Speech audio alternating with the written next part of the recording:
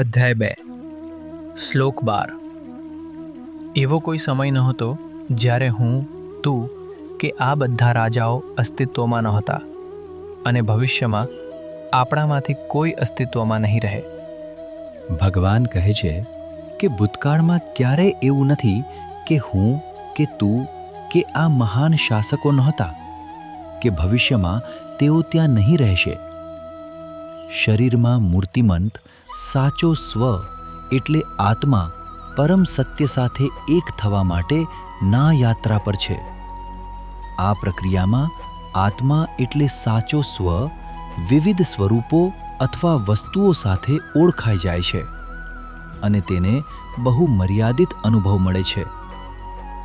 ભગવાનનો અર્થ એ પણ છે કે અહીં ભેગા થયેલા મહાન માણસો કોઈ જગ્યાથી નથી આવ્યા અને એકવાર તેઓ મૃત્યુ પામશે એના પછી સંપૂર્ણપણે એ અસ્તિત્વમાં નહીં રહે. તેઓ અને આપણે બધા આપણા ભૂતકાળના કર્મોના આધારે પૂર્વ નિર્ધારિત કારણ માટે અહીં છીએ.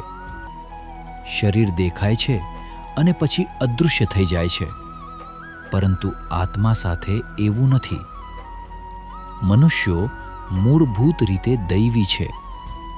આપણી પાસે એક શરીર છે જે પરિવર્તનને આધીન છે, મૃત્યુને આધીન છે, પરંતુ આપણું સાચું સ્વ એટલે આત્મા મૂળભૂત રીતે દૈવી અને મૃત્યુહીન છે. આ શ્લોકમાં ભગવાન અર્જુનને પુનર્જન્મનો સિદ્ધાંત સમજાવે છે.